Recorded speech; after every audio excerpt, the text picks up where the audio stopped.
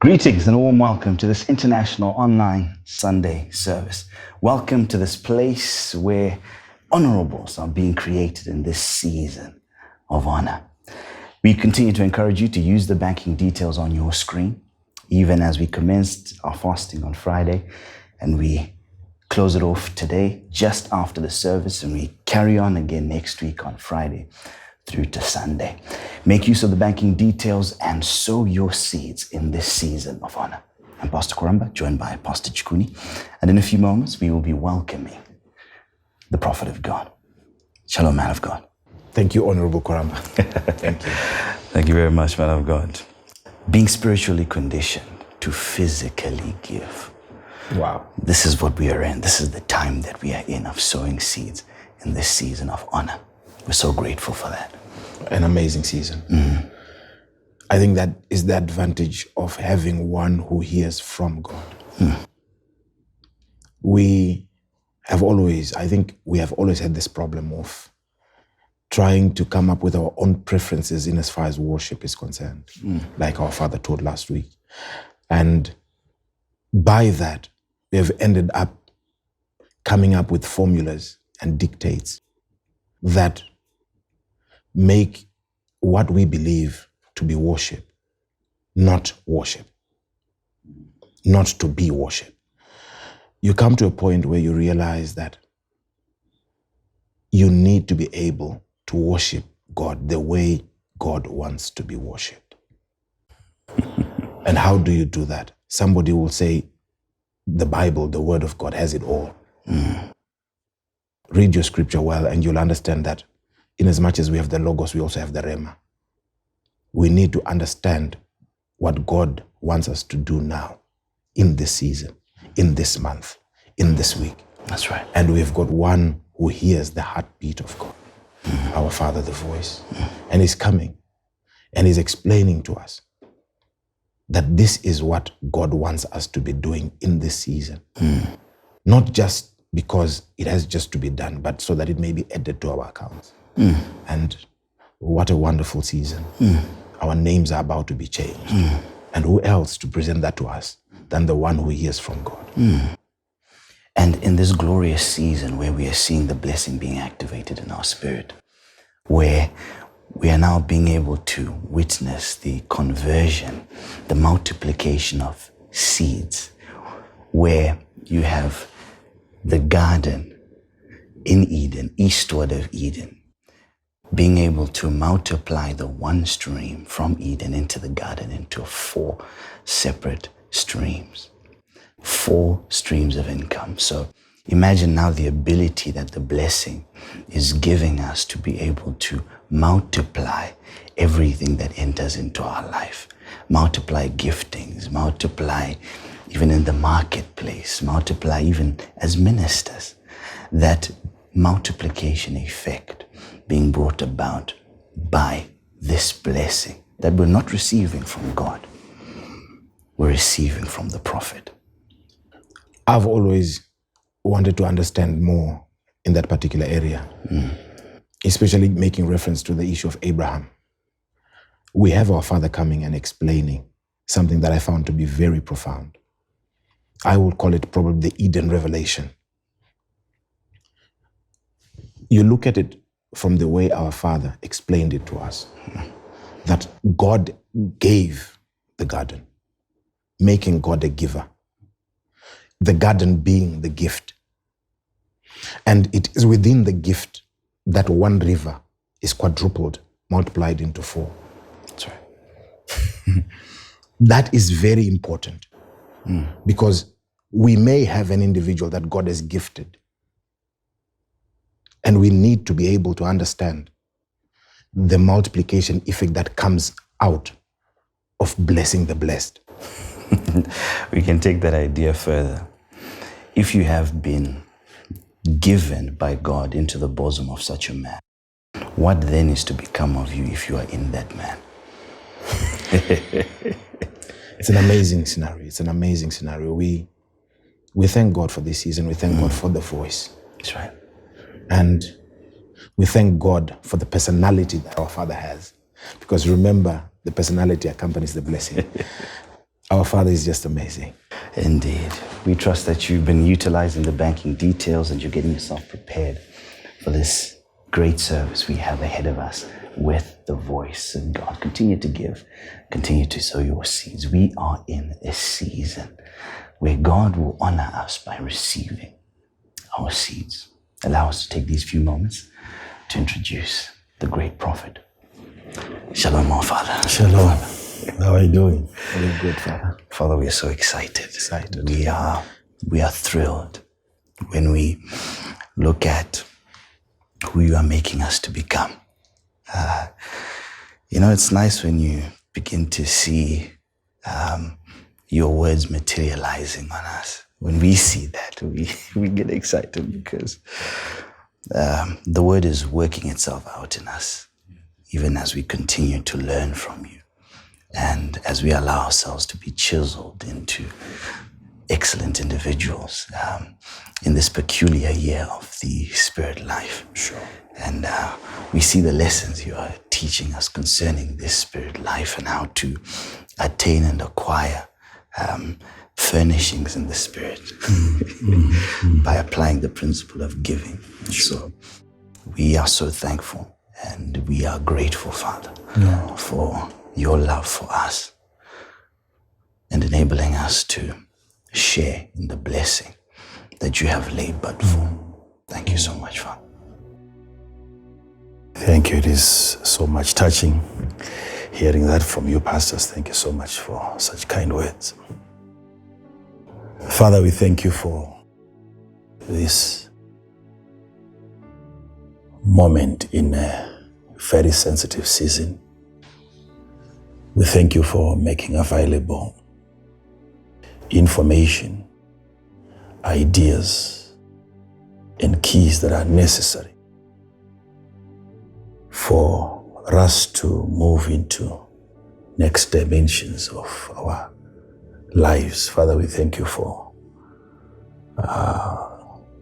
bringing us together again on this live broadcast.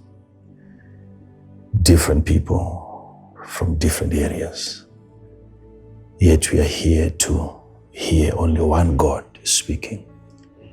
And we pray that you make available enough grace so that whatever is complicated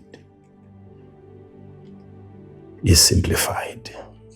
We thank you for such an awesome presence that we can have you today and know that we will always have you. Yes.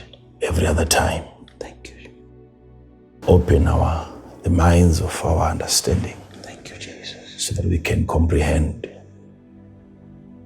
the heights and the depths of the knowledge of God. Yes. Yeah. We are here for you. We are here to serve you. You created us for yourself.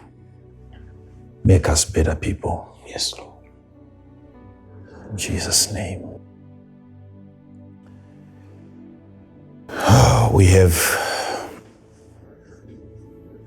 beautiful people here today, and thank you for tuning in. The last time we saw how God brought the man into the garden which was planted eastward of Eden. And the main reason was not so that he finds accommodation, but it was so that during his stay, he would observe how the seed operates. God having planted the garden,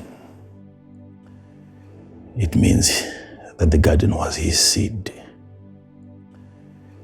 And for men to be brought into the garden,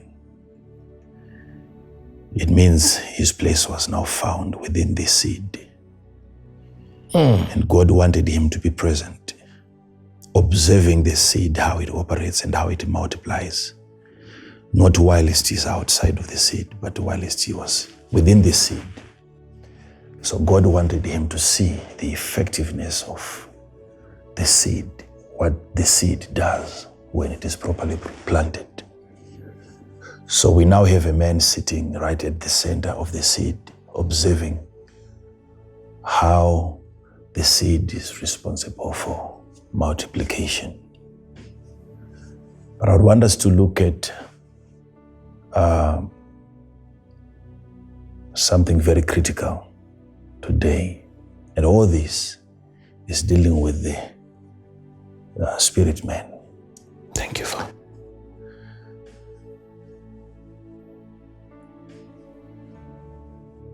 In the book of Job, chapter 29 and verse 16, we read a part from that chapter last time. But let's have just verse number 16. That's fine. Yeah. I was a father to the poor, and the cause which I knew not, I searched out. Okay.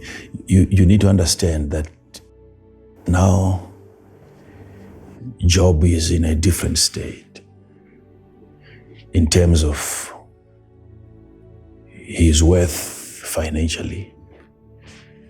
He had just lost every bit of his earthly possessions. This is just after the attack.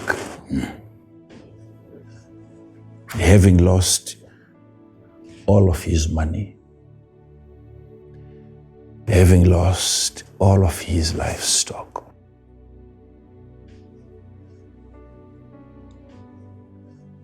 he also lost something: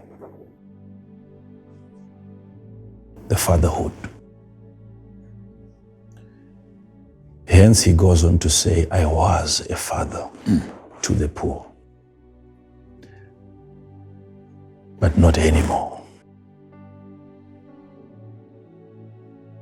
Job is not saying, I'm a father to the poor. He's saying, I was. So how did he lose the ability to father the poor when he lost the money?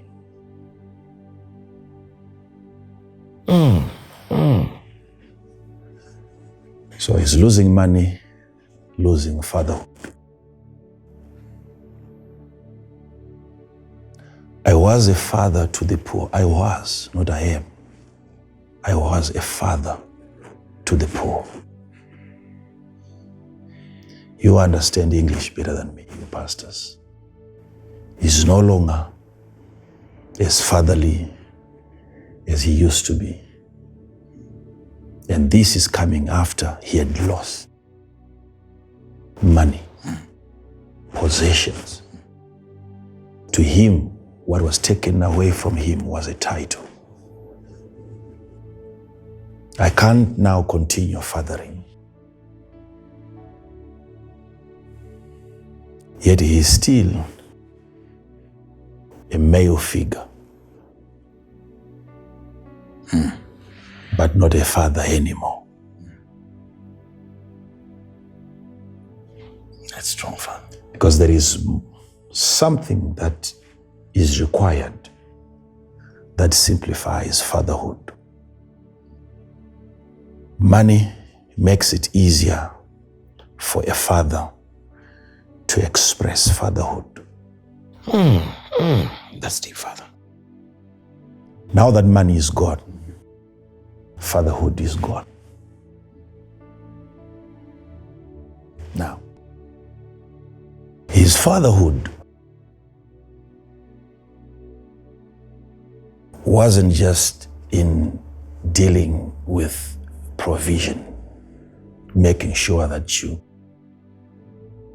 are there when the poor are in need. No, there's something much bigger than that. When a father is a father to the poor, it means should there be a need that is physical, he's there to provide. That is what a father does. But beyond that, he makes us see another very private responsibility that a father has, which is to search out a cause.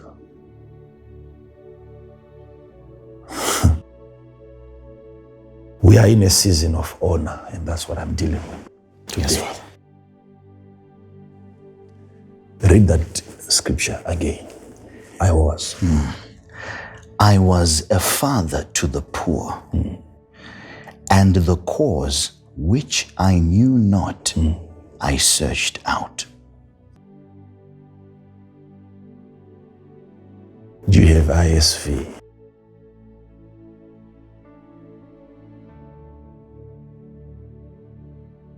Job 29 verse 16. I was a father to the needy, and I searched out the cause of whom I did not know. The cause Of whom I did not know. Yes, Father. This is some kind of a private investigation that only a father is capable of doing. Father, please allow me to read from the NET. Okay.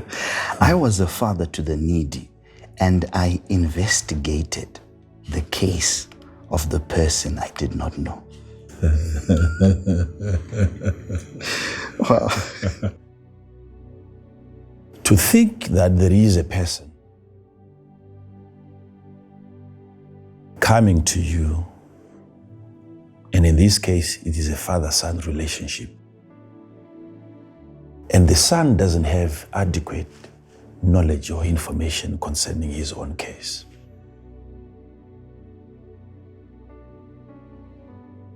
And you go on to do what they call the due diligence as a father, in trying to understand the cause. Job is saying, I had people that came into my life at a time when I had no sufficient knowledge.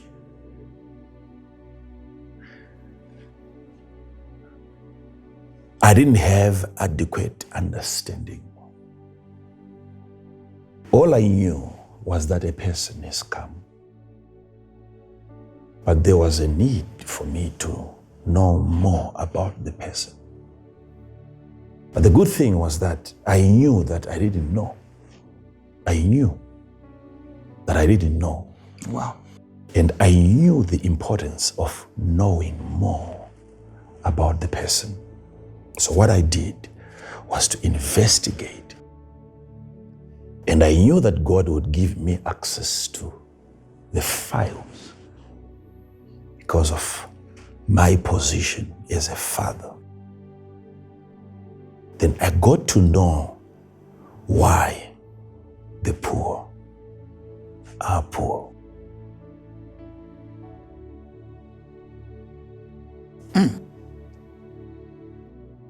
They didn't know.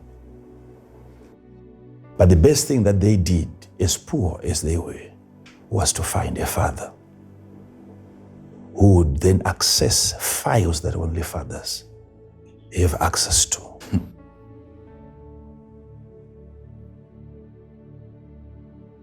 They were poor. They didn't know why they were poor. But the best they did was to find me, their father. And I then investigated into their case.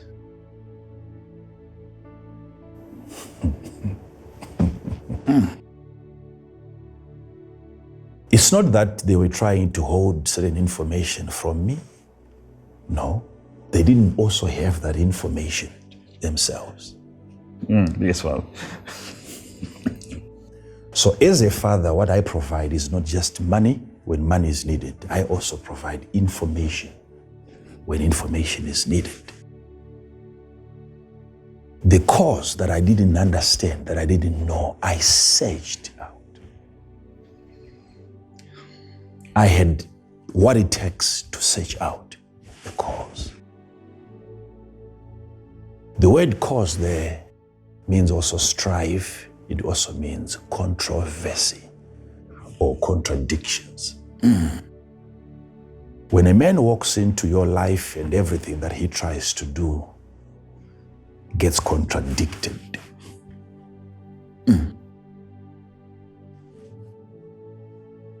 he's working for money, but it's not money that he gets at the end of the day. He's working towards better relationships, but it is nasty relationships that he gets at the end of the day. He's working towards a connection, and what he gets in the process is a disconnection. It's a contradiction. It's a cause. And for such a man to then get to know why his life is heading towards a completely opposite direction, a father has to be introduced into the matter, who provides not just money, not just school fees, but information, so that the poor gets to know why he's poor. Only a father can do that. It's a season of honor. Thank you, Father.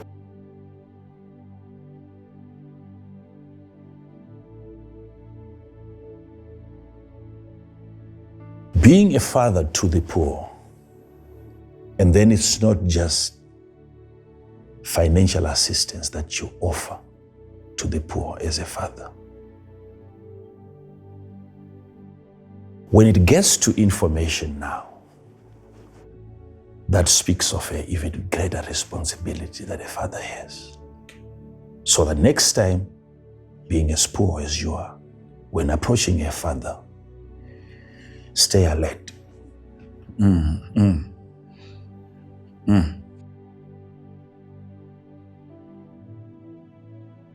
You leave the presence of a father informed.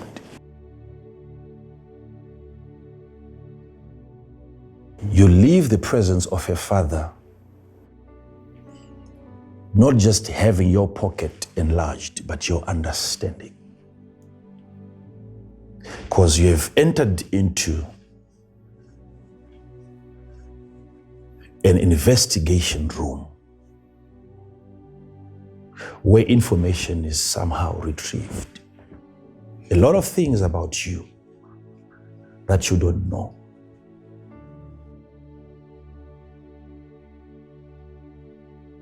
You see, searching out a cause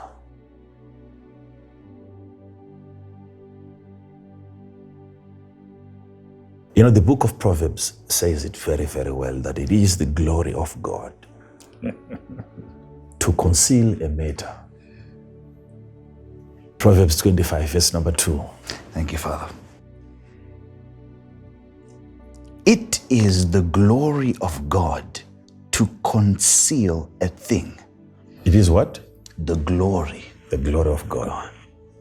To conceal a thing. Yes. But the honor of kings is to search out a matter. It is the glory of God. God's glory is in what? Concealing. In hiding. What God is hiding is a matter. God goes on to hide a thing, a matter, an issue. And by so doing, he becomes more glorious. Yet down here we are wondering, why is it that God's things seem to be very complicated? I thought when I'm dealing with God, everything about him has to be straightforward. God finds glory in concealing matters. So, the more he hides the thing, the more glory he attains. So if he wants to be more glorious, he goes even deeper into hiding the matter.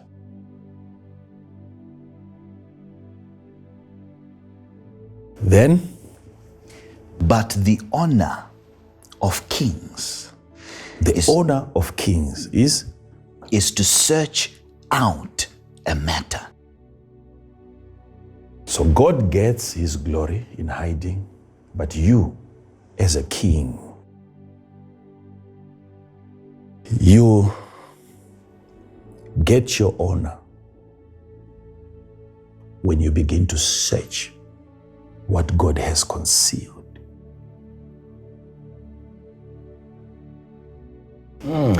God knew that at some point you'd love being honored. And the provision there is not so that you get a course, go to college, get a certificate. What God did was to hide a certain matter, so that by finding that matter out, what you have found is your own honor. Okay. So the only reason why we are not that honorable is because we have stopped searching out what God has concealed. The more you bring out from the secret place, the greater you are elevated in the kingdom of God. How much information have you accessed so far? To a point where even the heavens would not want to lose you. You see, there are certain operations, even in governments, that you would not be allowed to resign. You now know too much. Yes. God is not worried about some people who have no access to kingdom secrets when they backslide.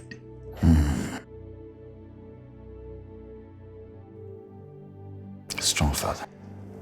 That is why some of you, in as much as you have tried to give up on God, no matter how fast you try to run away from you, he keeps on pursuing you. Like in the case of Jonah. You've seen too much in the secret place for you to then freely walk away. No. There are people like that. They keep messing up. They keep sinning, and yet God doesn't stop pursuing them. Their access to secrets. That's strong, Father. You become honorable to a point where the God that you are trying to run away from follows you into the water. He hires fish. God had to call animals into ministry to come and swallow a prophet. In his state of disobedience, God had to hire a fish. A miracle of preservation still had to be performed in his state of disobedience. Why? Because as a prophet, he has seen too much. You get honored even by spirits.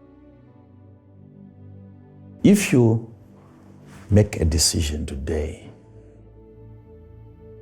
and say, this is my next assignment, peeping into the heavens, you want to see into the spirit. The more you see, the more honor you acquire. Why bringing together these two scriptures? It is the same thing. Job was an honorable man in the city and outside.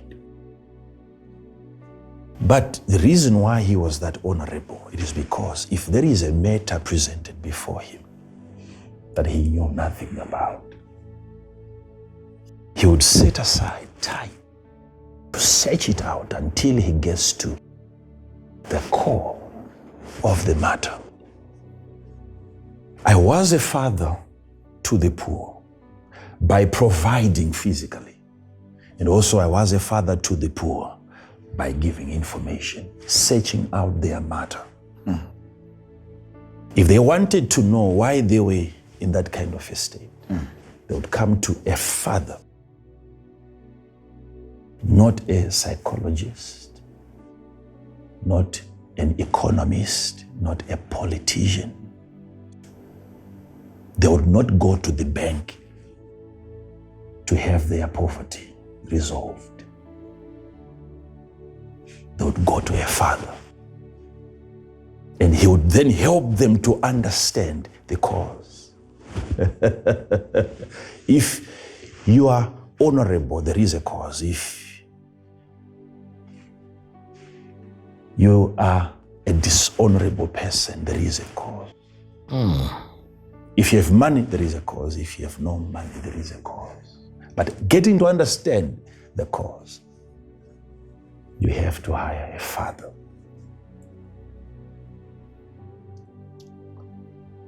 You have to hire a father. This is something that no bank teller will ever tell you. Because you are there not for information, you are there for money. But when you meet a father, he takes you into the cause. Now,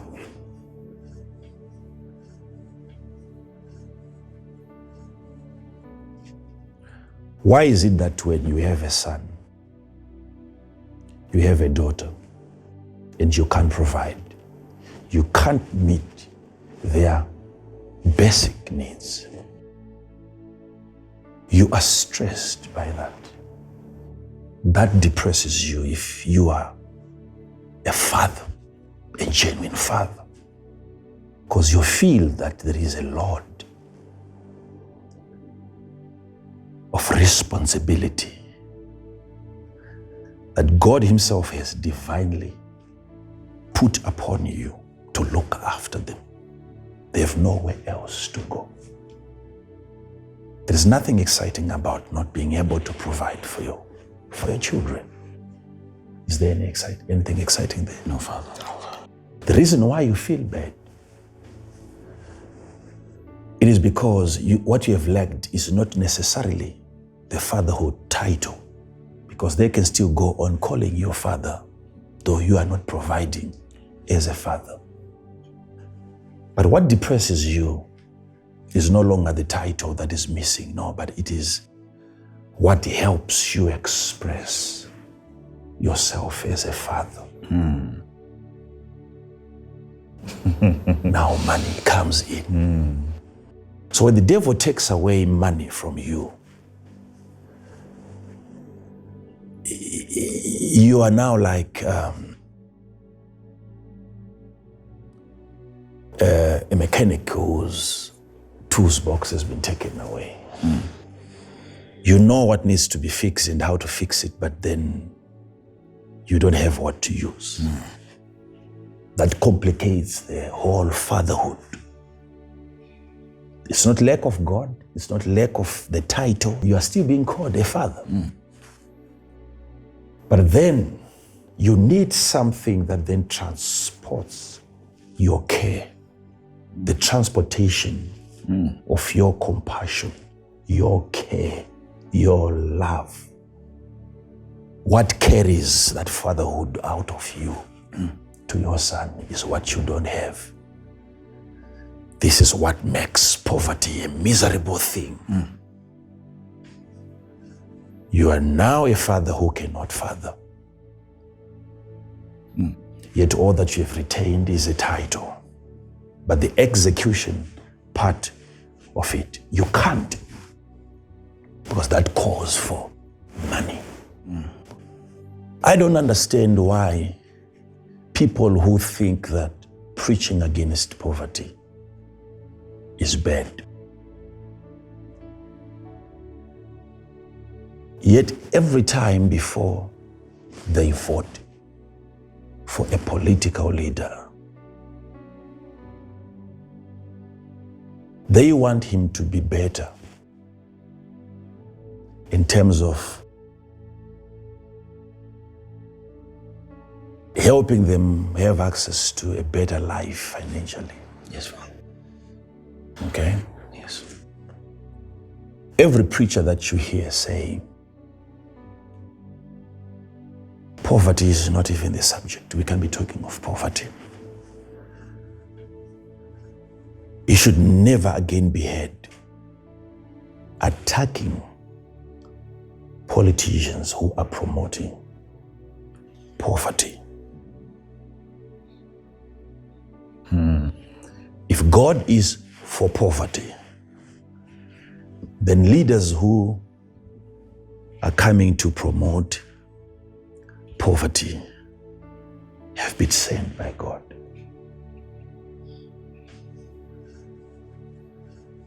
But the moment you feel like these people are not from God, is it not because they are promoting poverty that you don't want us to talk about? Notice what is happening here. Something very critical.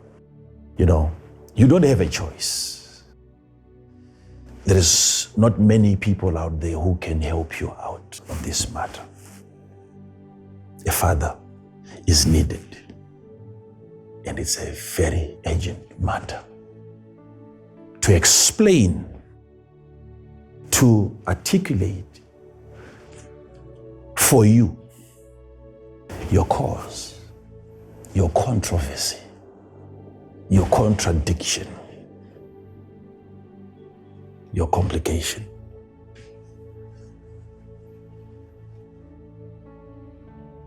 To think that the devil walks into your life and what he takes away is not the title, he takes away what carries the title.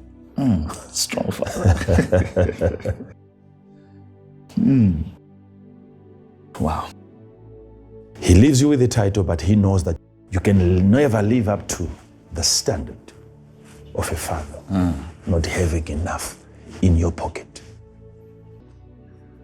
Now, God is honoring today fathers and mothers, brothers and sisters who are listening to me. Thank you, Father. There is a measure of honor that God is going to bestow upon some of you, because right now, even as I'm speaking, a matter is being searched out. Thank you. Now, notice something very profound that Job used to do. Now he can't do it anymore because he has lost the instrumentality. He doesn't have anything that he can work with. So now, God is honoring you this season. You don't just get honored by people around you, but even spirits around you will have to confer to you the honor that is due for you. Notice, something that happens that I've searched as a father, because when somebody comes to me and his life is under attack,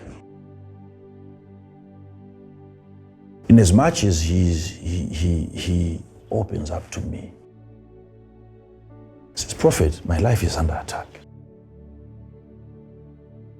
I still have to investigate further into that matter to verify whether that is an attack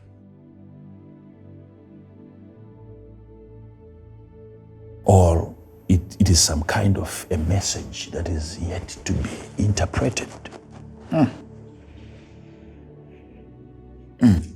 Because in an interpreted message can work as an attack. An undefined life Wow.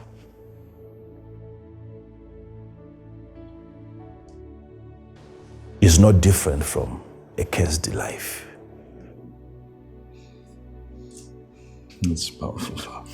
There is something that keeps on knocking, trying to get your attention. And until you attend to that idea, that light that keeps on knocking, until you attend,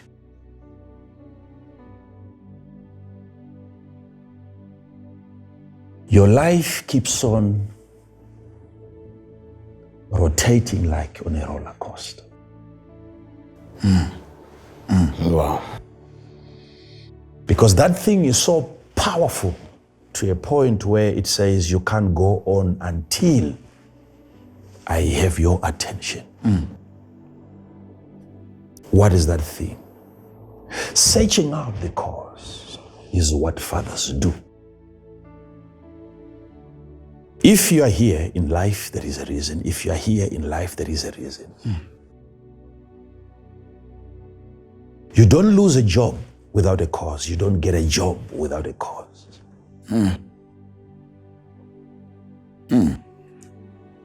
You don't get into ministry without a cause. You don't stay out of ministry without a cause. A ministry doesn't grow without a cause. A ministry never closes without a cause. You are where you are today because there is a cause, but the matter now is who is helping you to search it out.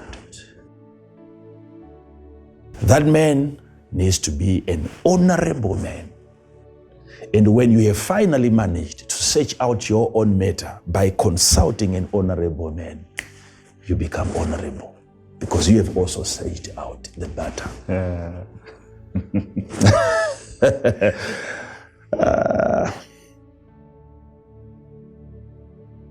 Things that I have observed so far, if you were to ask me, so what have you seen? What have caused people to be so miserable and yet they are born again? Father? What's the reason? Father, I know you're flowing, but please forgive me for this. You said something so strong. You said that you become honorable because you have searched out the man who searches your matter out. Yeah. Father, that is so...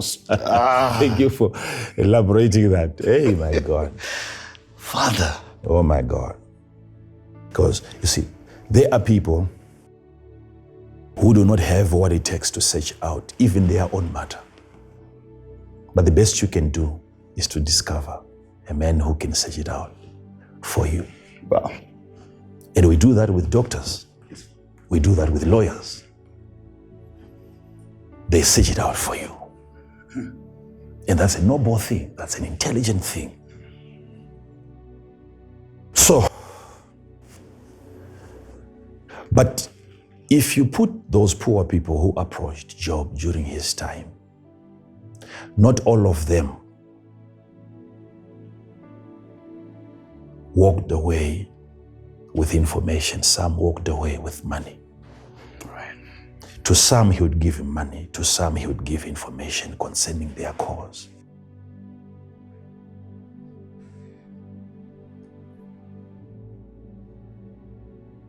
Those that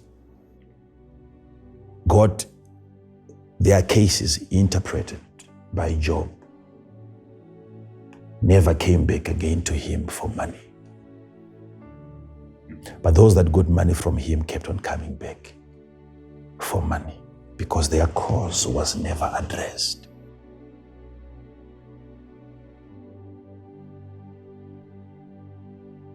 Here comes the issue. We are going somewhere.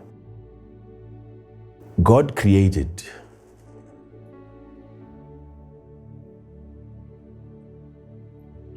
the firmament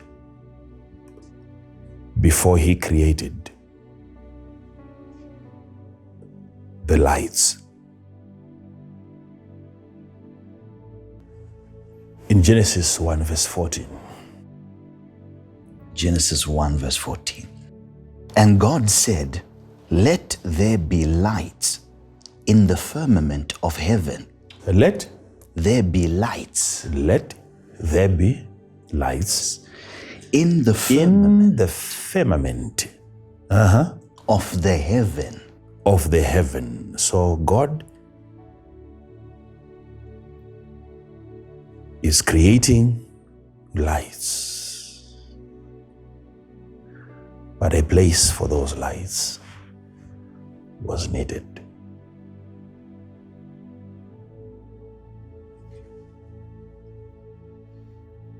Oh, what is the meaning of that? How do you search out such a man? This goes to show no matter how bright you can shine,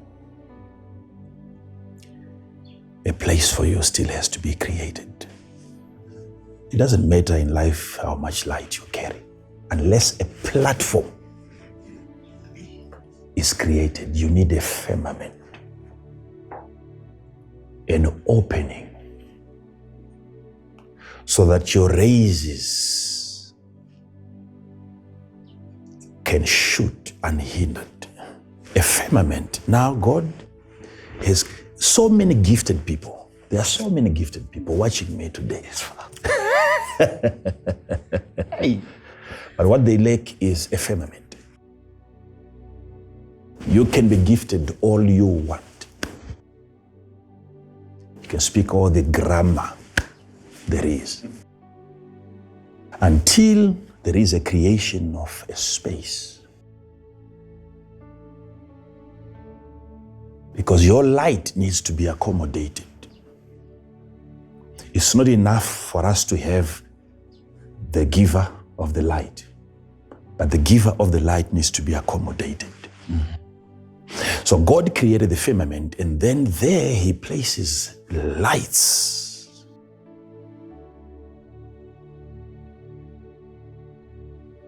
And you will see the responsibilities given to the lights.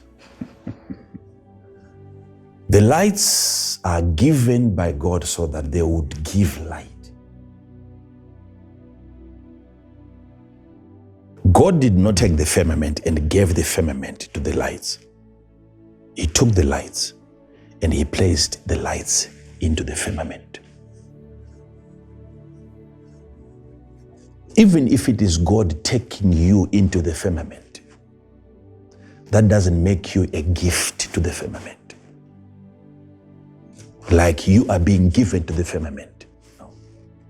The same way he put you on the earth, yet it was the earth given to you.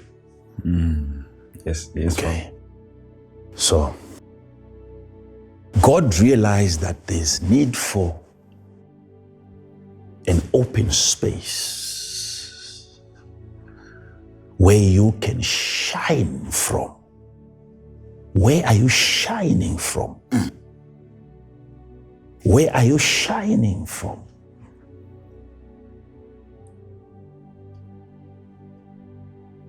This is why you can have a product, but it is the market that matters. It is the firmament that matters. It is the market that matters. Unless the market is given to you by God, you become the only consumer of your own product. Space is needed, and you will see, because this week we have to be here Friday, Saturday, Sunday, talking to these people. Thank you, Father. Thank you. Making some intense decrees over their lives. Thank you, Father. Thank you. It's a season of honor. I want to speak into their spirits. Yes, Father. Watch what is going to happen. Thank you. A conference unlike any we've had before, where you speak into someone's spirit and the message gets absorbed, digested immediately. And you start seeing the effects. Wow. Thank you, Father. Friday, Saturday, Sunday. Thank you, Father. Thank you for that, Father. Thank you. Thank you, Father. Thank you, Father. You're becoming honorable. Receive. Notice he placed the lights where? In the firmament of the heaven. Of the heaven, yes? 2, divide the day from the night. So the light was put there by God to divide. Yes, Father. The what? The day from the night. To divide the day from the night. I wish I had time just to speak of that. Dividing the day from the night. From the night. Yes. And that responsibility of division was given to the light. The light comes to divide.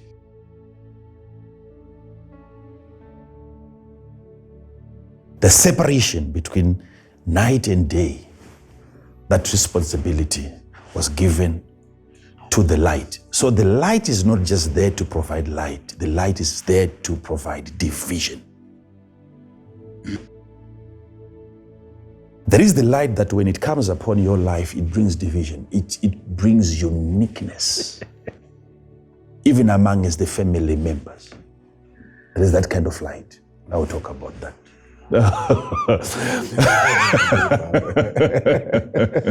Yes?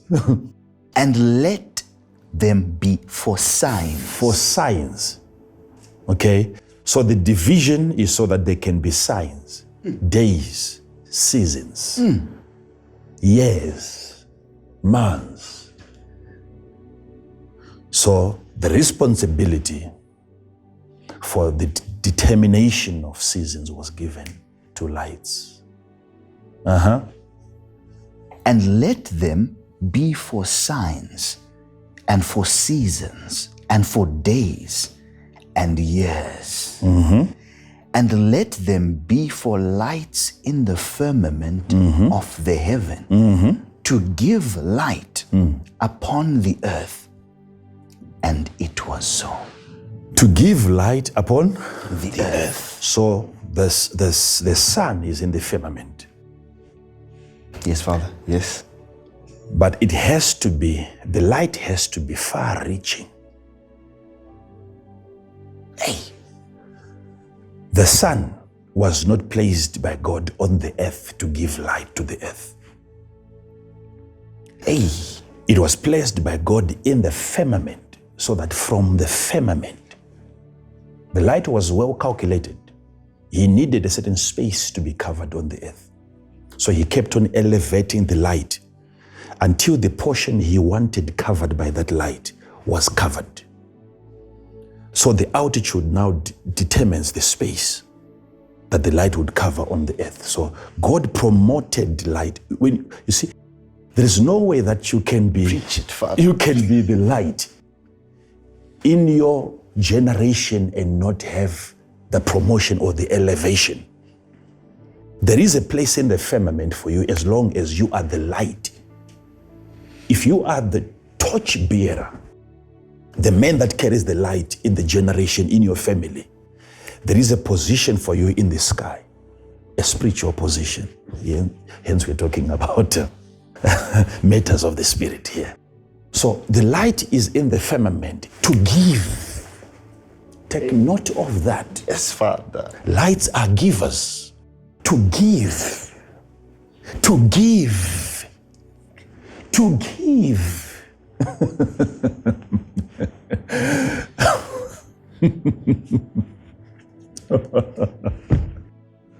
What defines lights? Giving. The sun is in the sky. What is it doing from there? Dividing. What is it doing again from there? Giving.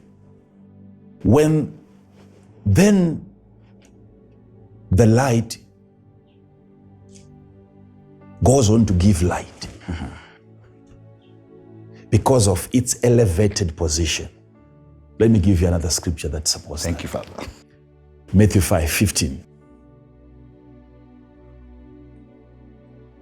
Matthew 5, verse 15. Neither do men light a candle and put it under a bushel, but on a candlestick. On a candle? Stick. On a candle? Stick.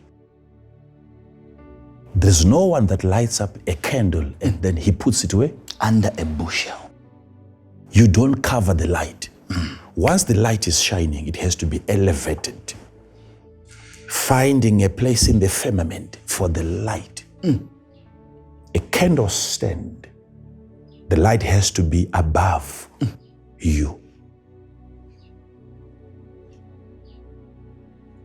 The light has to be above, not beneath. Yes, Father. So, I'm just trying to show you another scripture where you have a candle in the firmament again. When light is shining, it has to be elevated every time. It is an advantage for you to have the light above you. It's an advantage. So, what is your light? Who is your light? How far above you is your light? How great is your man of God? Because now when the sun is in the sky and it is giving light to the earth, we now have a giver and we also now have a receiver. There is a way that light is given and there is a way that light is received. And when light is received, the earth behaves in a certain way that confirms that it has received the light. The vegetation, the direction of the crops is determined by the light. So everything that grows from the earth is growing towards the direction of the light. This is why your man of God has to be above you every time. Don't be jealous of your man of God. Never make that mistake. It's an advantage for you to have a man of God who doesn't operate under the table and you think he's humble. You need a man of God who is in the firmament, placed high up there, because then he gives you direction as you grow. The direction of the forest, the trees, is determined by the positioning of the sun. I hope people are following this. Following, Father. But some people, because they don't understand the cause, why they are poor, when they try to find a family man or woman of God, they look for humility, and yet they don't know what humility is. They think being poor is being humble. That's what they think.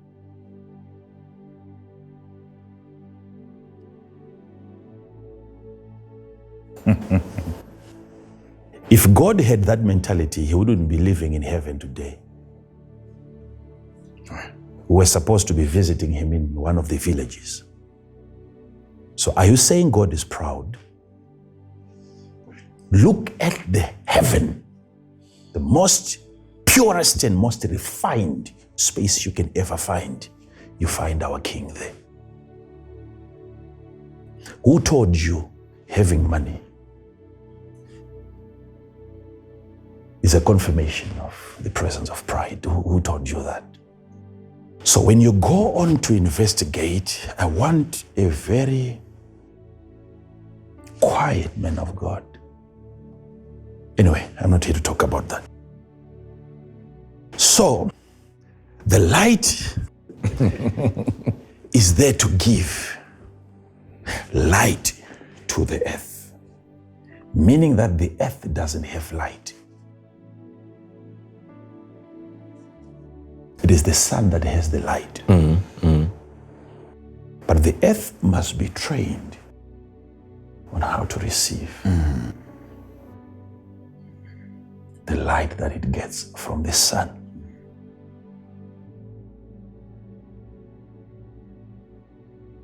I've said something very profound, pastors, that God has given a responsibility to the light, and the responsibility was to give light.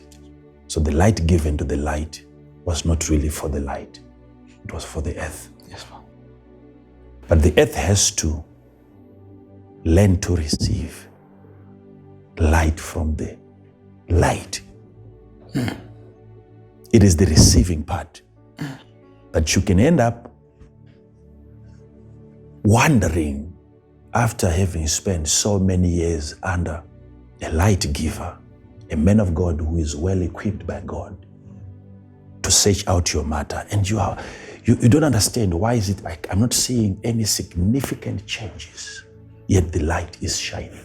Hey. The earth has to learn, the dust has to learn, the body has to learn to respond to the light that is being emitted by the sun. Now, notice, I've studied these matters. I've searched them out. Now, this is what happens. I'm at this other deacon's place. We had gone there to minister, but before we went on to preach in the church, we were staying in his house, and upon arrival, I asked for water, and a glass of water was given to me. And I took a sip. It wasn't smelling at all like water.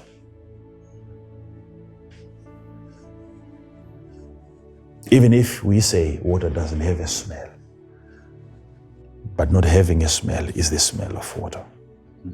But I could sense the presence of something else within the water that wasn't water. And I asked this man,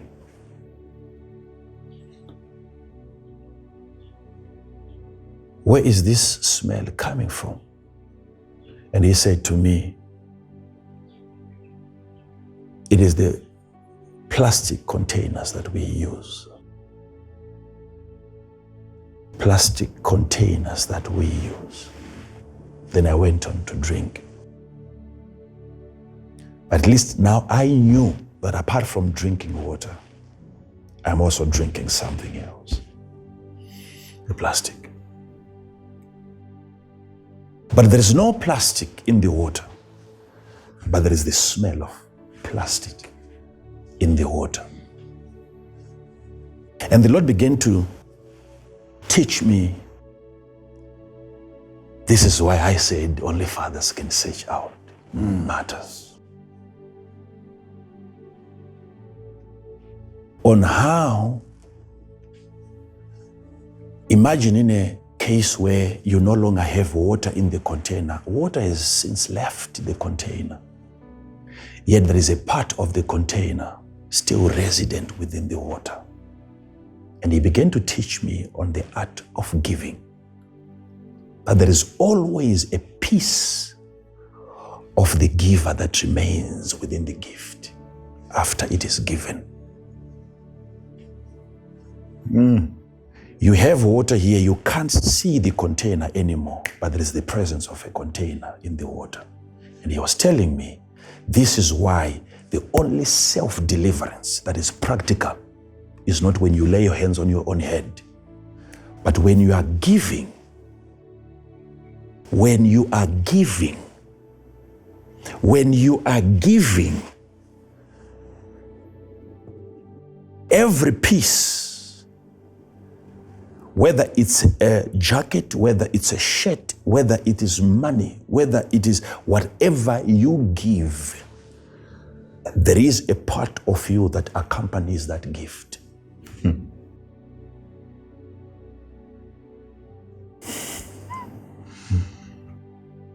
And he began to teach me why the members were having problems under his leadership. Because everything members were getting from him was being accompanied by his personality. They were all having problems that he has as their leader. They are all smelling plastic in the water that they are drinking. Hey. Paul said it, I think, in Romans chapter 1, verse 11.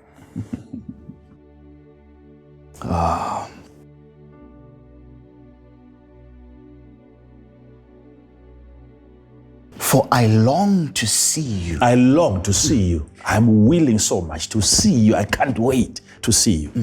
That I may impart. The reason why I wish to see you, I want to impart. Some don't believe in impartation. There you have it, your scripture. Transference of spirits. Yes, Father. You're just lazy to read the Bible. You love the Bible, but you don't enjoy reading it. That I may what? Impart. There is impartation that is taking place in the body of Christ, where less gifted people, they receive gifts from the gifted. Those who are more gifted in terms of abundance and surplus, they go on to distribute spirits. That I may impart Unto you. From me. Lights are givers. Some spiritual gifts. Some spiritual gift.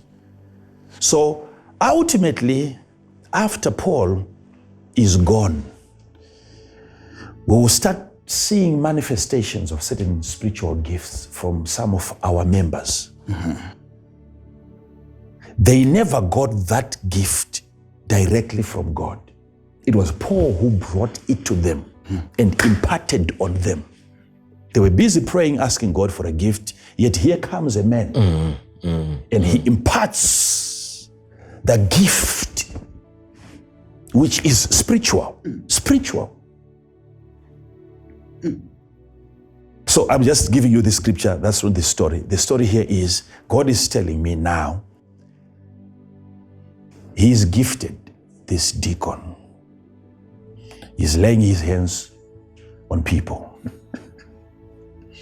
The gift is pure, but it is contaminated by the container. Address his character, not his gift.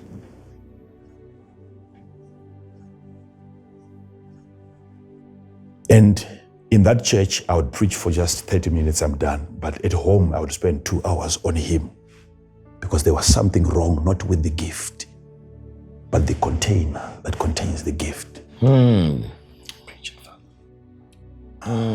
It matters who lays his hands on you. Don't allow funny people to lay their hands on you. Don't allow that.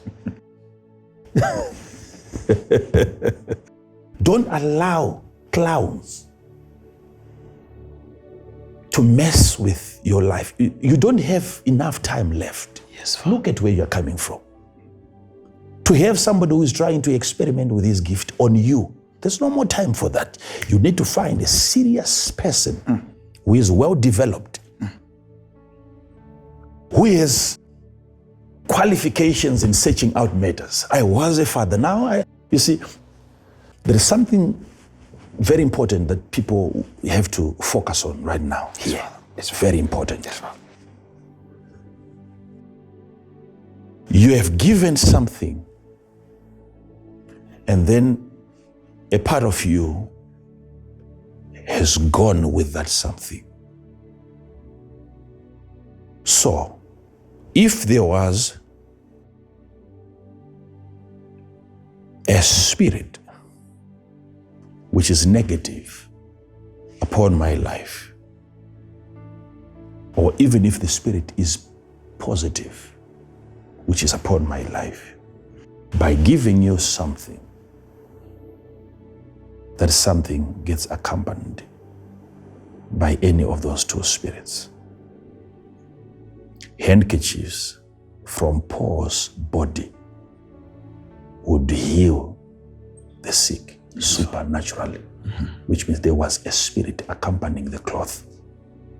Okay? Yes, Father. So when Paul gave, he never took those materials back to himself. Something that came out of his body, a spirit followed. And the proof that there was a spirit accompanying the material was manifestations of demons. Which means there is still something of Paul on his material that he has given. So I'm just giving you as an example now. Yes, Father. Yes, Father. That if a person had 7 demons of poverty. The more you give accurately, you start losing some of those. Okay? Yes, Father. Because whatever you give, a spirit has to accompany. Either a good spirit or a bad spirit has to accompany what you give. And in most cases, it is a bad spirit that is transferable by objects.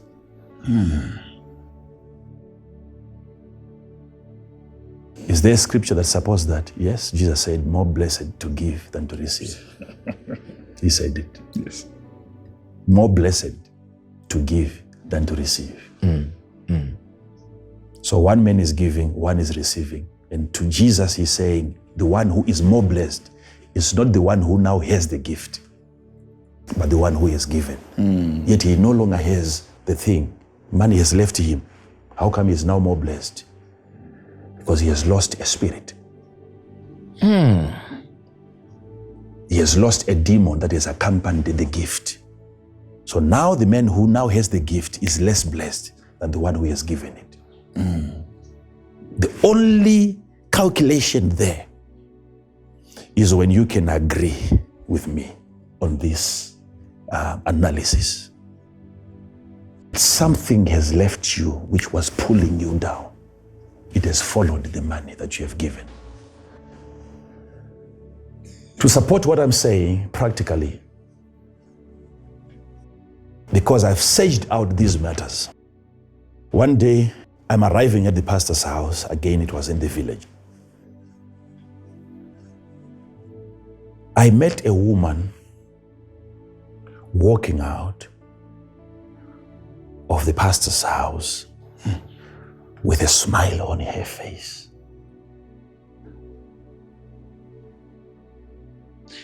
And in her hands, she was carrying a plastic bag, and in there I could see, because it was transparent, there were some few groceries in there. Because in the village, we know each other. And with this smile on her face, I knew that she had just received and not given. But what I saw in a vision while I was greeting her, I'm just arriving and she's leaving the place. I saw in a vision maggots. You know maggots? Yes, Father. Yes. I saw them round about her. So at first I didn't know it was a vision, but I was wondering how come she's not running away. Then suddenly they just disappeared. Then I went in to see the pastor. At the end of our conversation, I then told him, I said, I saw something strange. There is this woman that I met when I was just walking in. But I don't know the meaning of what I saw. I saw maggots all over her body. But they just disappeared after a few seconds. But I didn't get an I didn't know the meaning of that.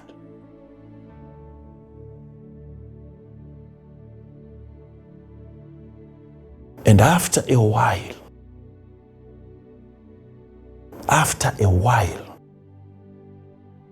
he said to me, I remember something. And I don't know if this is going to make sense to you. I said, what? He said,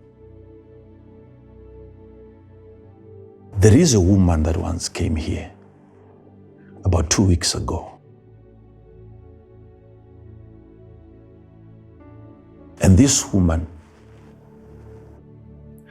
some years back, in a dream,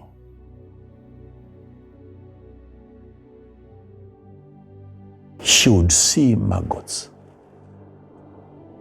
biting her in a dream, and every morning she would wake up with some swelling on her body. She would swell should have like pimples on her body. And it would last for months. When they disappear, that same dream comes back again. And that woman came 2 weeks ago, and she brought me some groceries.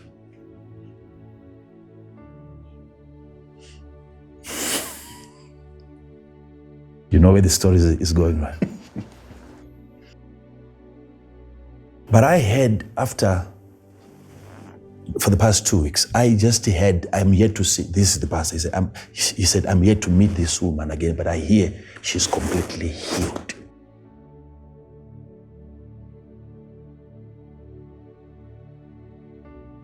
And as he was explaining, I jumped in because I knew where he was going. I said, did you take some of those groceries? And the pastor said, that's all that she brought to me. It was in a paper bag. I opened it, but we never used it. That's exactly what I've given to that woman that was leaving this place. Imagine now the matter is being discussed.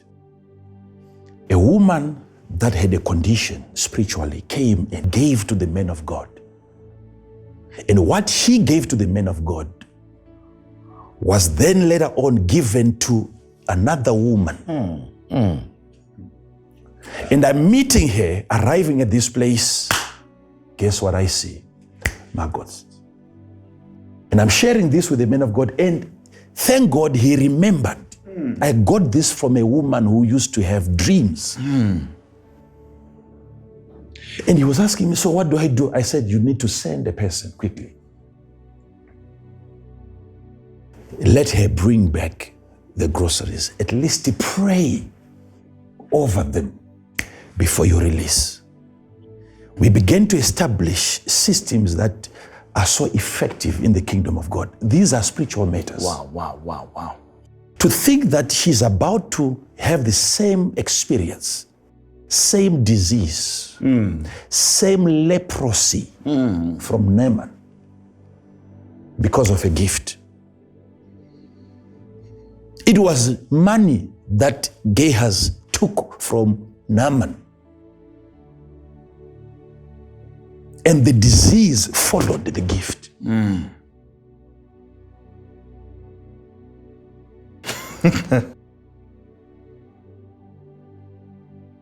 The teaching on giving is not so that you lose money, it is so that you lose a demon. Thank you, Father.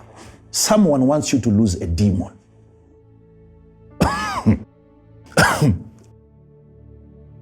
You are blessed to be hearing what you are hearing today. It's a blessing. We don't know. Maybe had we spent 2-3 nights, this woman was probably going to start having the same dreams. It's a spiritual attack that was transferred into the food. Now it was given. I had another minister, I'm in a foreign country. Right. And this minister of a certain minister, I don't want to mention him, he got to know that I was in their country. And he drove with his police escort. There they look after their ministers. They protect even their ministers. He comes. I'm in a hotel. And as soon as he walked in, I began to prophesy to him. The first prophecy I gave to him wasn't that detailed. It wasn't exciting. I could see that there's nothing much about, because it was common. I prophesied to him his date of birth. And I wouldn't expect somebody to be surprised by that, because that's common. He's a minister, after all. But then I went on to touch on something that happened. I said to him, there is a day that you were walking. You have since stopped taking a walk in the morning. He said, yes. Because at some point you collapsed and you were carried back home. He said, yes. I said, the level of fatigue, the level of exhaustion, you're dying slowly. I said, exactly. I can't even stand for meanness now. I've lost my strength. I don't know what is happening. I've stopped going to the gym and everything. I can't even carry my own briefcase. I can't even open a bottle of juice. I can't. And I said, the reason why I gave you your date of birth, you received a gift. This is the reason why I didn't want to mention the country. You received a present from the president. There was a watch and there was a perfume that you received. I want you to immediately stop using that perfume because there is a chemical in that perfume. He opened his eyes. So he said, so you mean the president wants to kill me? I said, no, someone wanted to kill the president. He also got it from somebody.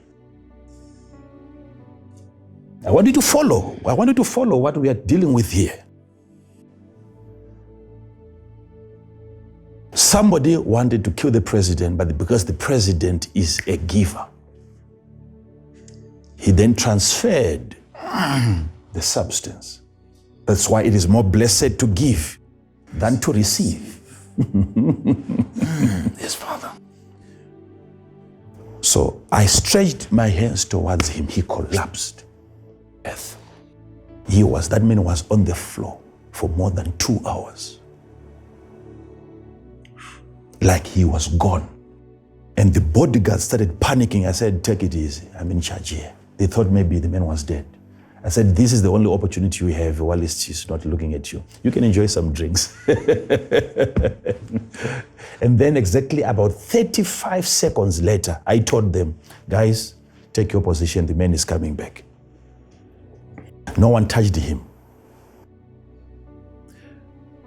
By the time he stood up, there was water on the ground that came out of his body.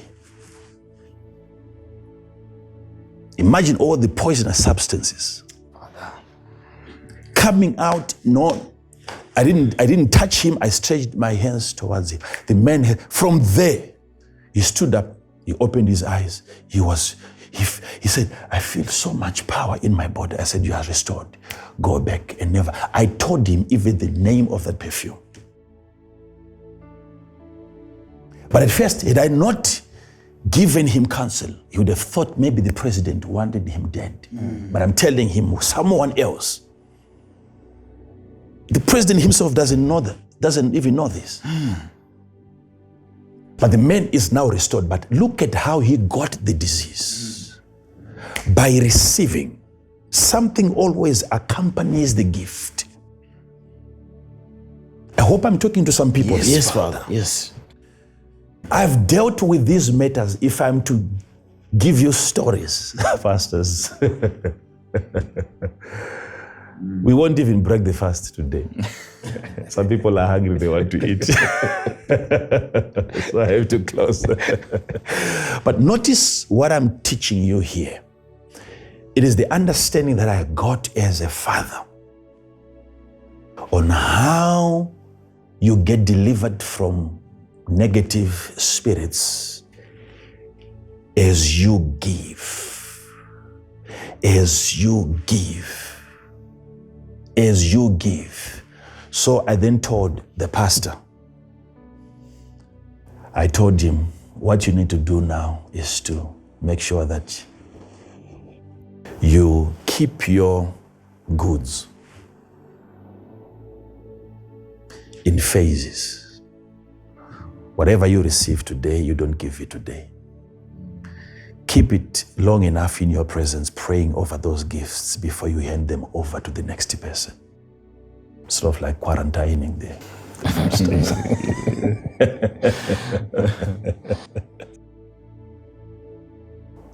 Don't enjoy receiving if you don't know how to deal with the spirits that accompanies gifts. Don't enjoy receiving. Don't. This is why people who are receiving are always receiving.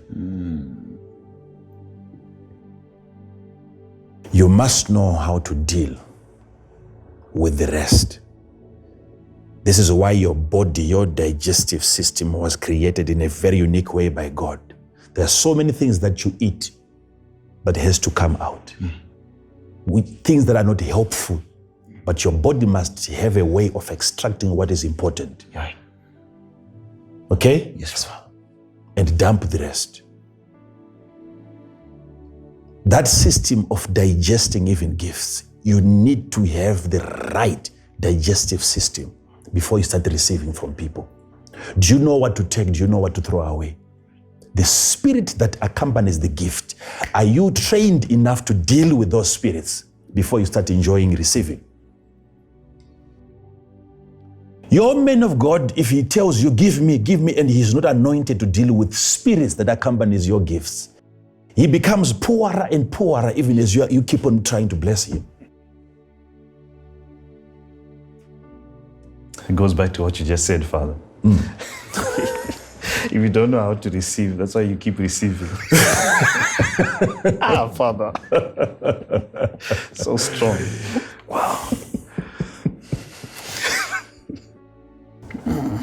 It's a season of honor. Thank you, Father. So when a man of God says,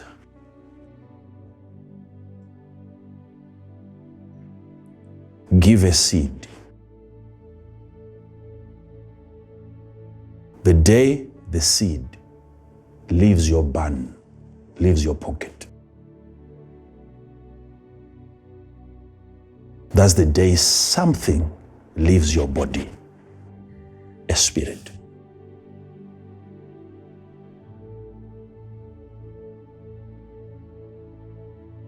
I've said this, I'll say it again. What Elisha asked for was a spirit. And what he got was a jacket. Because the spirit was contained in the jacket. Strong, Father. So there was giving taking place at that advent. Then when he received the jacket from Elijah, what he received was the spirit that accompanied the jacket. Some of the girls that have been dedicated into witchcraft, all they got from their grandmothers were clothes. And with the clothes came the spirit of witchcraft. Everything that leaves you has to have a part of you that follows it. So the more you give the right way, the right way, the right way, the right way. We used to think it's because God loves the poor, that's why he's saying give to them. He wants you free. God wants you, the giver, free. He loves you more than he loves them. I'm telling you. That's why he said, more blessed to give than to receive. If he wanted them blessed more, he would ask the poor to give to you.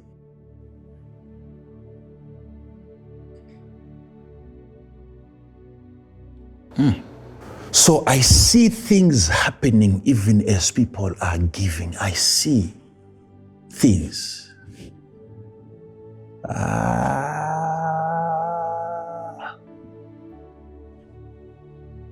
Pastors, I don't know too many things. There are areas that I don't understand. But hey, seeing is what I do. I see. And I see people making mistakes.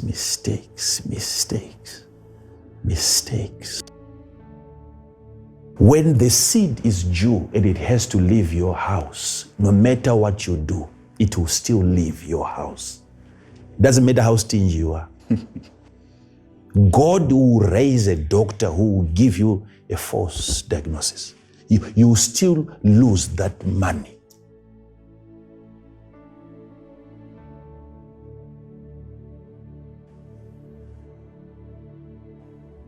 An accursed thing that was taken from Jericho and was kept in the house by Achan.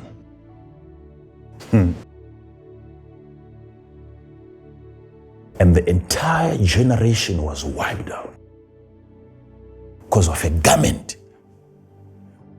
What made that garment an accursed garment?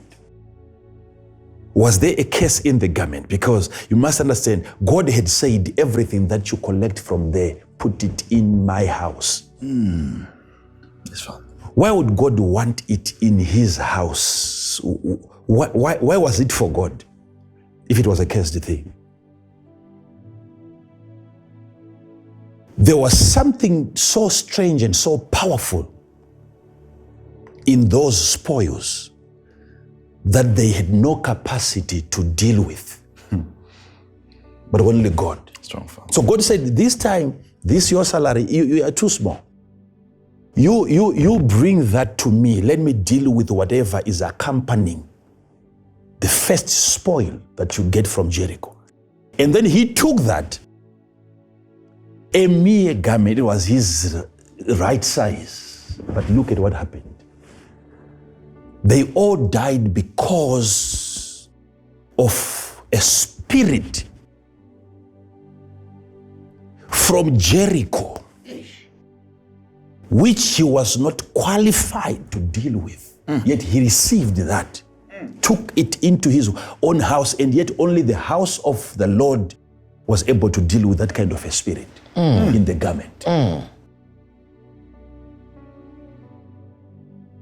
Have you found a man that when you have given to him, he is not affected by your spirit that has accompanied the gift? Don't enjoy receiving from people, enjoy giving to people. Thank you, Father. Thank you. If you are the light, you give your light. To give light to the earth. So lights are givers. If I've seen people do prayers that they want God to listen to, and yet they themselves, they're not hearing what they are saying. I've heard people pray asking God to use them. Use me, Lord, use me, Lord, use me, Lord, use me. God, use me. That's all that you please use me, use me, use me. They don't understand that there is no way outside of giving that God can ever use a man. No way. There is no way that you can ever give out a best song unless you are a giver. There is no way. Outside of the giving equation, God can never use an individual. You must understand that when God begins to use you, all He is sending you out to do is to give what He would have given to you. Wow. Wow. There is no prophet who can sufficiently prophesy unless he is sufficiently received. Because the prophecy that he goes on to give is the prophecy that he would have received in the form of a word, not in the form of a prophecy. For me to come and give you a word from the Lord, what is happening there is that you have a giver who is the prophet giving out the prophecy, and you have a receiver, which is you, receiving from a prophet. That's right. But what makes me able to give you is the fact that I have also received. So ministry is all about receiving and giving. It's not about giving and receiving. It's all about receiving and giving. Thank you.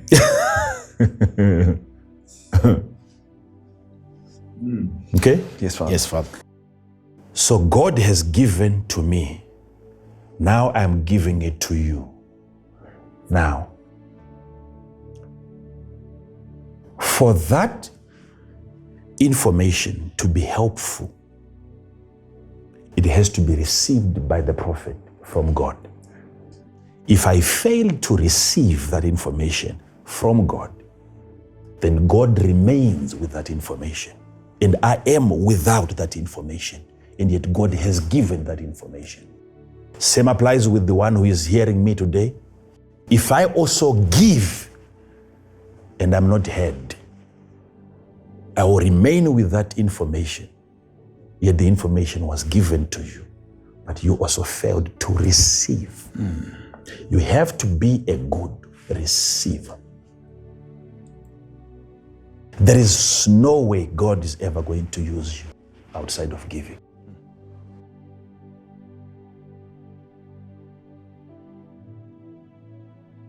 It is much easier for God to identify a man who is already into a giving ministry and then he gives him a spiritual gift. It will easily be distributed because already he is in a trend of giving.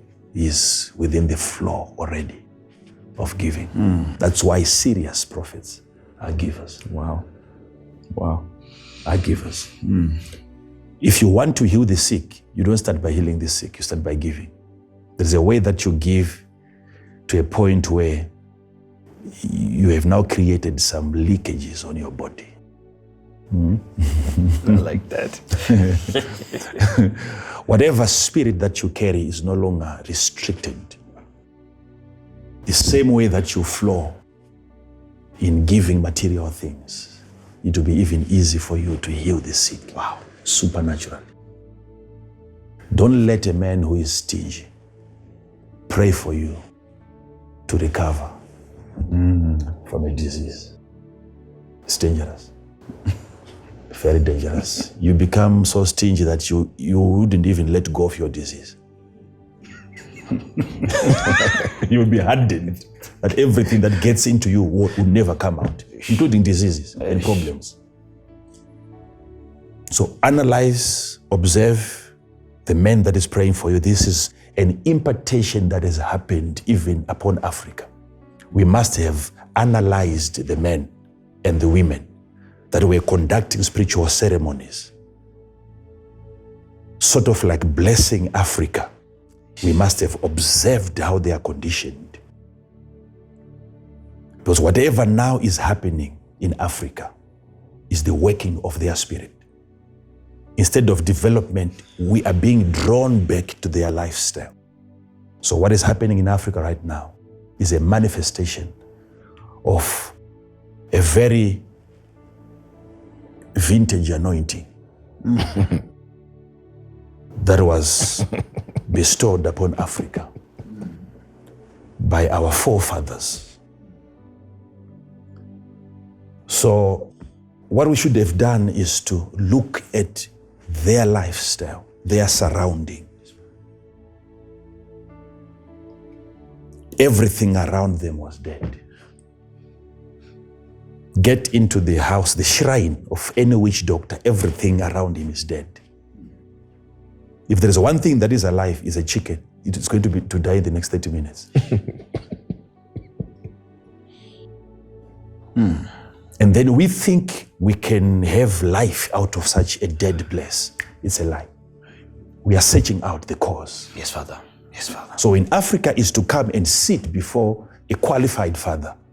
You'd hear such statements. Yes, who blessed you? Who dedicated you? Who initiated you? You were promised wealth. Did you see any signs of wealth around that shrine?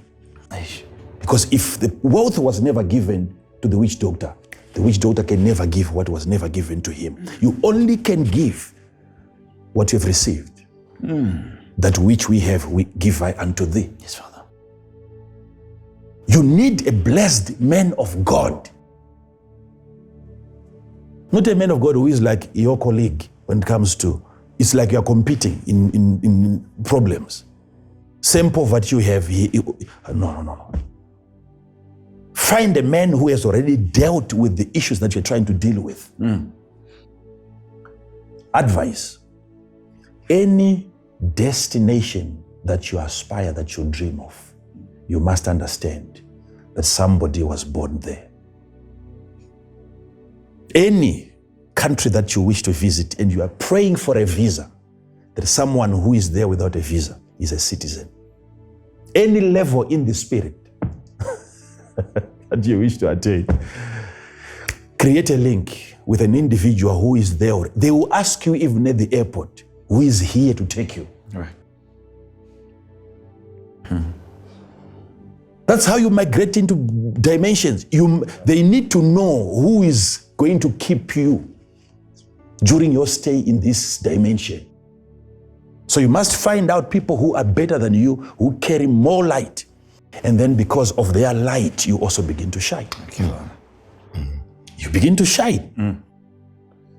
So that is our responsibility. So this message is coming to you at a time when it is needed the most. You can go ahead and put some banking details on the screen. Thank you, Father. Thank you. And those who want to sow different categories, like we highlighted. Yes, Father. This just to remind the people which categories. And then I'm going to say a word of prayer and tell you what is coming next. Thank you so much, Father. What categories, by the way? Father, we have 5 categories. Yes. 5,000 people. The first category is for the $1,000 seeds. Okay. And you're looking for 1,000 individuals to give 1,000. Yes. The second category is 1,000 giving $500 US.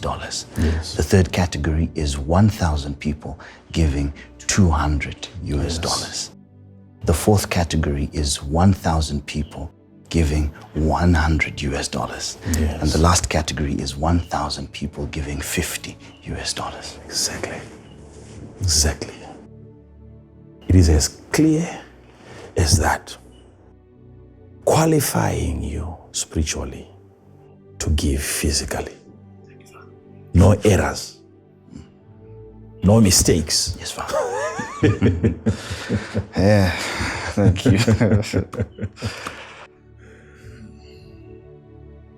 If I were you, I would try to remember how much I have given to the devil in the past. Yes, Father. If I were you. Thank you, Father. Some of you have lost vehicles to girlfriends. If I were you, I would be reasonable. I'm smart enough to remember all those things. I never got a blessing from that girl, and yet I gave more. Why would God demand just 1,000 from me? Let me go an extra mile. If I were you, I'm that spiritual. So you are fasting this coming Friday, Saturday, Sunday, and I'm going to be here live ministering to you, putting upon you the weight, the honor. Honor the Lord with your substance. We are honoring God so that He honors us. Thank you, Father. Thank you, Father. And we are honoring Him because He has honored us. It's a season of honor. You will attract attention from very strange places. You will see things that you have never seen before. Passages that are going to open up for you. You never anticipated that you would ever stumble upon such a season. But God has done it. I want to be here and I want you to be here. And I want to impart upon you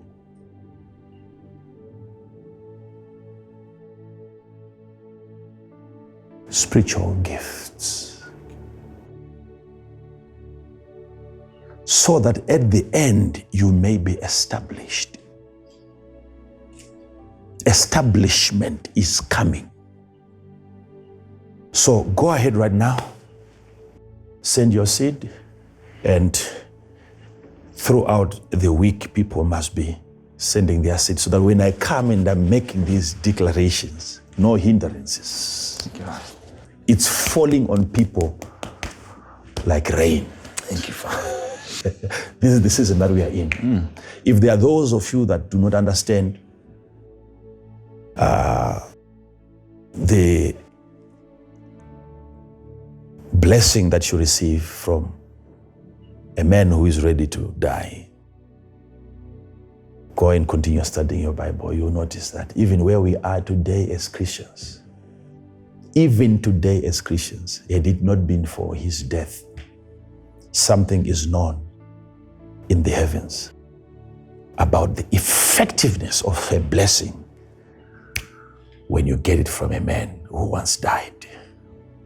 Take away death. If you think what we are preaching is unscriptural, why would Jesus have to die first? Why was death necessary? Why was it hard for them just for us to have the blessing of Abraham? It wasn't possible. He had to be hanged on the cross. He had to die so that the blessing of who? Is he alive? He's dead. Wait for me. Thank you. Don't allow your face to see my face. Unless you are ready for me. Something marvelous, something glorious is going to happen. Thank you. Meanwhile, go ahead, send your seed. Be obedient. He said, try me and see. Try him and see what is going to happen. This is the message that I had today for our people. What a heavy message. Father, there's a statement that you uttered that I feel I need to probably say again. God has given to me, and now I am about to give to you. And your emphasis on the art of receiving. And you highlighted a very powerful revelation that the light that was given to the light was never for the light. We are in a time that I believe, like you rightfully said, a time of elevation. You highlighted also about impartation. And we as a people have always tried to achieve certain milestones in a way that we prefer. But God has given us you, or the other way around. And you have come and you have taught us and you are teaching us. And I believe that because of this teaching, our lives can never be the same. It takes a man with a gift to highlight that I indeed have a gift that does not belong to me, but that belongs to you. And it takes a man who appreciates what he carries to open a door like you've opened for us. Father, thank you. Thank you. Okay. Thank you so much, Father. At a certain point during the teaching, it just felt like lifting you up and saying, Father, enough. Enough, Father. It's too much. Thank you. Thank you so much, Father. You're welcome. We appreciate. We just loved how you spoke about you give to an extent that there are perforations that are made on you. And you begin to flow. And when we receive the word from you like this, we understand the magnitude of the deposit and the ease with which you flow in the word. It also gives us a reflection of your state as a giver. You communicate to us, Father, about yourself in more ways than just verbally. We witness you as you minister, and you then teach us about giving, and we start to notice so many things around you that point us even to the giving that we might not be conscious that you've done. But when we see the way you give to us and your ease of flowing, it's so much more reason to understand the depths and the heights you've reached. The altitude. The altitude you've reached in giving. Thank you so much, Father. We look forward to the deposit. It's coming. Before you close, Pastor Kwaramba, It's coming. please allow me to say this. One of the things that we used to think about as our Father was ministering or ask ourselves was, is this confidence? What is this? What makes our Father flow in this manner with so much ease? And yet He's giving us such depths in as far as information is concerned. And you begin to realize that probably because of where we are now, that it is not confidence like we do at roadblocks sometimes. It is your life that you are giving to us. And Father, even before you started ministering today, I was just thinking of this. I really want to thank you for taking us on a journey. Your journey is not imposition. Your journey is exposition of the word and your life. Hence the examples that you give to us. And that prompts us to think and follow you, not on the basis of just following you, but also evaluation, self-determination, understanding the word as it is. And your life is that light that takes us to where I believe God wants to take us. And thank you so much, Father. Thank you. You're welcome. We want to carry on with this service, Father. If you can just, I can see. you can continue. Give accurately, give the right way. Thank you so much, Father. Thank you. We know that you've been blessed by the service today. Please make use of the details on the screen. We are in a season of honor. Let's prepare ourselves to receive from the great prophet this coming Friday. Remember, he's with us Friday, Saturday, and Sunday. But the announcement will be coming shortly within this coming week. So get ready for elevation and a magnanimous deposit from the voice. Till we meet again next time. Shalom.